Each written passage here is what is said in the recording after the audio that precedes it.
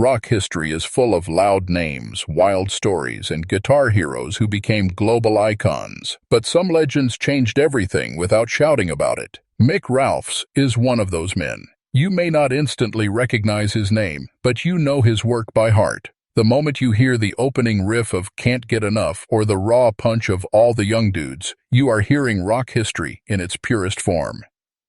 Paul Rodgers, one of the greatest rock vocalists of all time, has said many times that Mick Ralphs never received the recognition he truly deserved. And coming from a man who sang with him, wrote with him, and stood beside him on the world's biggest stages, those words matter. Rodgers believes Mick was not just a guitarist, but a songwriter who understood emotion, space, and power better than most. In an era filled with flashy solos and guitar battles, Mick Ralphs chose something different. He focused on riffs that felt timeless, riffs that served the song, and riffs that could shake an arena without showing off. That choice may be the very reason his name faded behind louder personalities. But it is also why his music still feels alive today. This is the story of the guitarist who helped build two legendary bands, shaped classic rock radio forever, and then quietly stepped back while others took the spotlight. This is the story Paul Rodgers wants the world to remember, and once you hear it, you may never listen to those songs the same way again. Mick Ralphs was born in England at a time when American blues felt like a secret treasure. As a young man, he fell deeply in love with the sounds of Muddy Waters, Howlin' Wolf, and Chuck Berry. These were not just influences to him, they were lessons. Mick learned that a guitar did not need to speak fast to speak clearly. It needed to feel honest. In the early days, British rock was exploding. Bands were popping up everywhere, each trying to find its own sound. Mick joined a group that would soon become Mott the Hoople. At first they were rough, raw, and hungry, but inside Mick's playing was something special. He could mix blues emotion with hard rock power in a way that felt natural, not forced. While many guitarists chased speed and complexity, Mick chased feeling. He built riffs that stayed in your head long after the song ended. This approach would become his signature, even if the world did not yet know his name. Inside Mott the Hoople, he slowly became the musical backbone, shaping songs and pushing the band forward. Still, success did not come easily. The band struggled, and frustration grew. But Mick kept writing, kept refining his sound, and kept believing that great songs would eventually find their moment, that patience would soon pay off in a way no one could have predicted. Everything changed when David Bowie stepped in. Bowie gave Mott the Hoople the song All the Young Dudes, and suddenly the band had a hit that captured a generation. But while Bowie's name dominated headlines, Mick Ralphs's guitar work quietly helped shape the song's identity. His playing gave the track weight, confidence, and grit.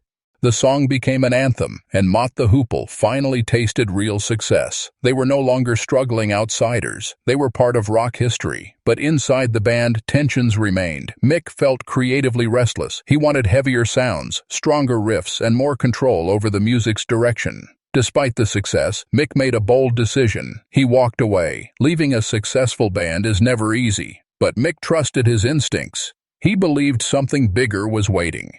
That decision shocked many people at the time, but it would soon lead to one of the most important partnerships in classic rock. This moment defines Mick Ralphs's career. He was never driven by fame alone. He was driven by sound.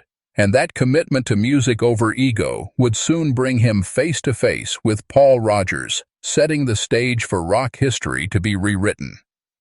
When Mick Ralphs met Paul Rodgers, something clicked instantly.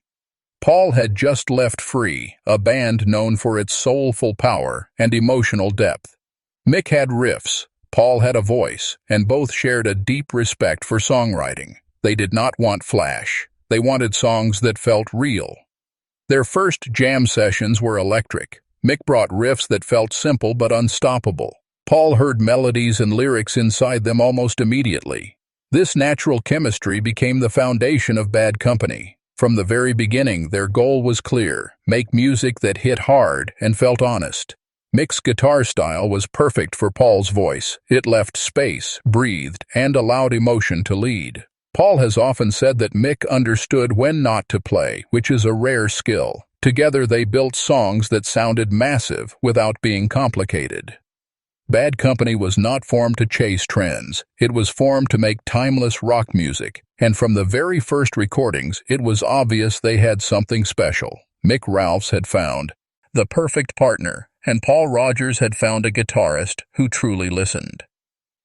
The opening riff of Can't Get Enough is one of the most recognizable sounds in rock history. It is bold, direct, and impossible to forget. That riff alone secured Mick Ralphs' place among rock's greatest guitar writers, even if his name rarely gets mentioned. When the song was released, it exploded. Bad Company became superstars almost overnight. Audiences around the world responded to the band's raw power and honest sound. But behind the scenes, Mick remained the same quiet craftsman. He focused on writing, arranging, and refining songs rather than chasing the spotlight.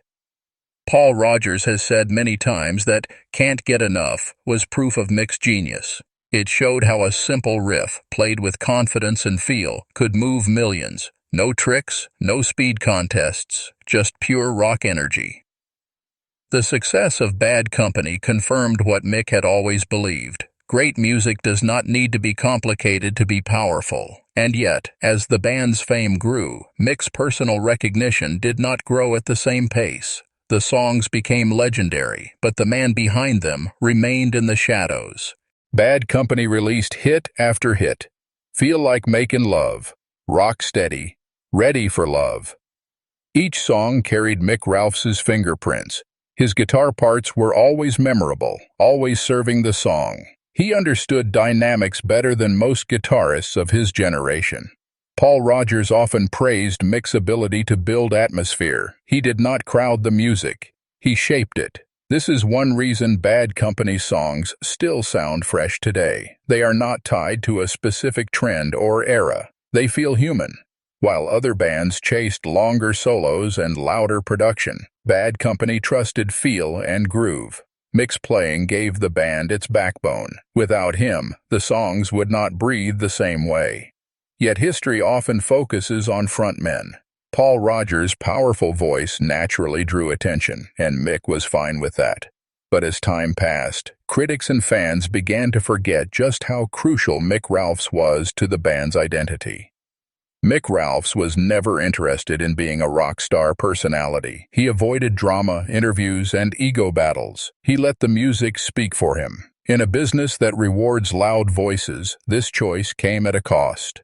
Paul Rodgers has openly said that Mick deserved far more credit. He believes Mick's humility worked against him. While other guitarists built legends around their image, Mick built songs, and songs do not argue for recognition. They simply exist.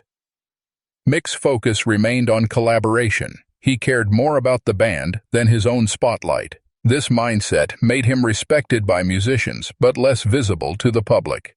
In many ways, Mick Ralphs represents a lost type of rock artist, one who values craft over fame and sound over image. That choice makes his story even more powerful. Later in life, Mick Ralphs faced serious health challenges that forced him to step away from performing. For fans who truly understood his importance, this felt like the closing of a chapter that never fully got the recognition it deserved. Paul Rodgers remained vocal about Mick's influence, often reminding audiences that Bad Company would not exist without him. Even as Mick stepped back, his riffs continued to echo through rock radio and live stages around the world. His absence made one thing clear: Mick Ralphs was not replaceable. His feel, his writing, and his musical instincts were unique. Sometimes it takes silence to understand how loud someone truly was. Paul Rodgers has never hidden his feelings about Mick Ralphs.